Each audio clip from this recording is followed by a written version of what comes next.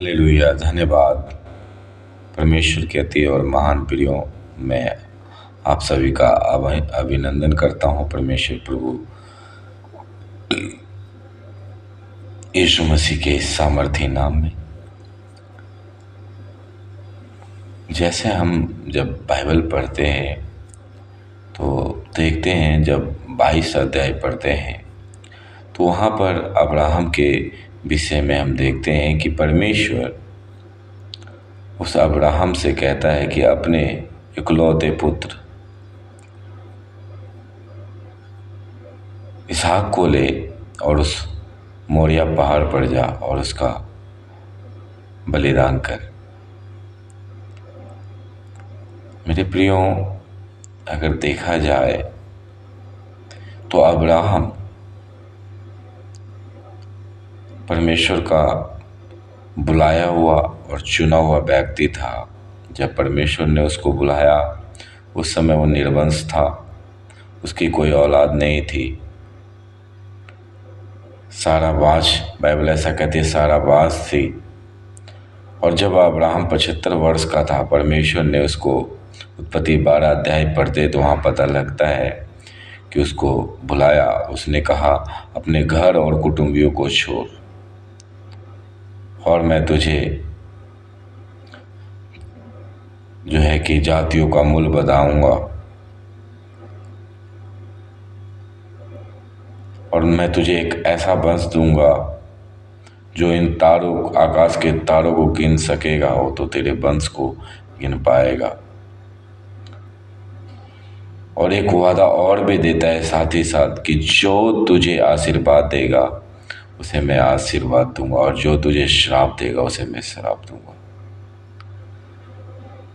लेकिन हम मनुष्य अपने सोच विचारों से समझ सकते हैं, हमारी सोच, हमारी कल्पनाएं, हमारे विचार कह सकता है कहीं कहीं हम भटक जाते हैं, गिर जाते हैं। लेकिन अब्राहम के विश्वास को देखो और उस परमेश्वर के ऊपर भरोसा को देखो कि उसने अपना होप, अपनी आशा नहीं छोड़ा उस परमेश्वर के ऊपर और बना रहा, परमेश्वर के साथ चलता रहा। हम देखते हैं जब वो अपने घर और कुटुंबियों को छोड़ता है और बीच में जब अब्राहम के पिता डेथ हो जाता है तो उसके भाई लोग हारान में जो है कि रुके हुए होते हैं और हारान में उसके पिता का डेथ हो जाता है। और जब डेथ होता है तो उस दौरान उसके भाई जो कहता है कि हमें तो यहीं बसना चाहिए, हमें यहीं घर बनाना है, लेकिन वो अब्राहम कहता है नहीं, मुझे अपने खुदा की आवाज़ सुननी है और मेरा आत्मा कहता है कि मैं इस जगह नहीं, मुझे कहीं खुदा कहीं और बुला रहा है और मैं वहीं जाऊंगा। और उसके भाई लोग हारान में रुक जाते हैं और लूत और सारा और अब्राहम ये तीनों जाते हैं। लेकिन हम देखते हैं कि परमेश्वर इतना वफादार है, जो वादा करता है उस वादों को पूरे करने के लिए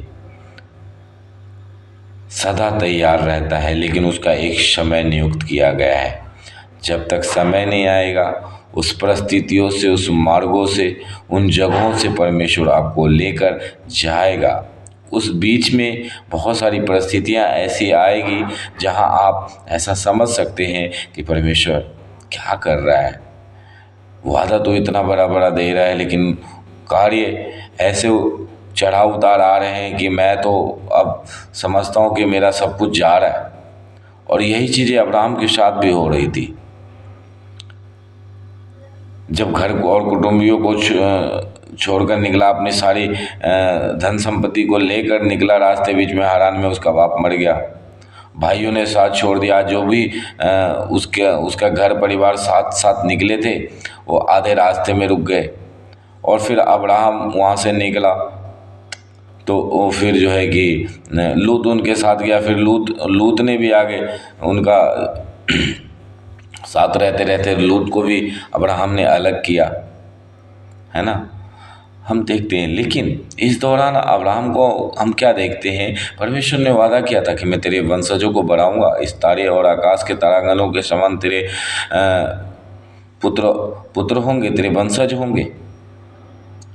और हम क्या देखते हैं कि परमेश्वर ने उस वादों को पूरा किया। आज जो भी यीशु मसीह पे विश्वास करता है अब्राहम की संतान कहलाते हैं और हम उसी के वंशज हैं।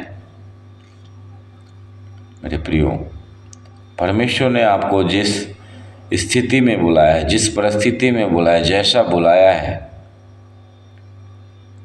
उसके पास आपके लिए एक महत्वपूर्ण योजना है। वो आपको कभी न छोड़ने, कभी न त्यागने वाला परमेश्वर है। उसका वचन कहता है, मैं तुझे कभी न छोड़ूंगा, कभी न त्यागूंगा। आप अब्राहम के ही जीवन से ले सकते हैं। जब अब्राहम निकला, एक जगह अकाल पड़ा, फिर वो दूसरे देश में गया और उस देश के राजा ने सारा की सुंदरता को देखकर उसको अपनी पत्नी बनाने की कोशिश की और परमेश्वर ने उसको क्या किया, उसके वंशजों का, उसके घर और परिवार के स्त्रियों का कोख बंद कर दिया और फिर दर्शन, बड़ी बड़ी विपत्तियां डाली उनके ऊपर। फिर उनसे स्वप्न दर्शन में बात किया और उसी राजा के धन संपत्ति अब्राहम को फिर से वापस उसको दिलवाया और दास दासियां, यहाँ तक उस राजा ने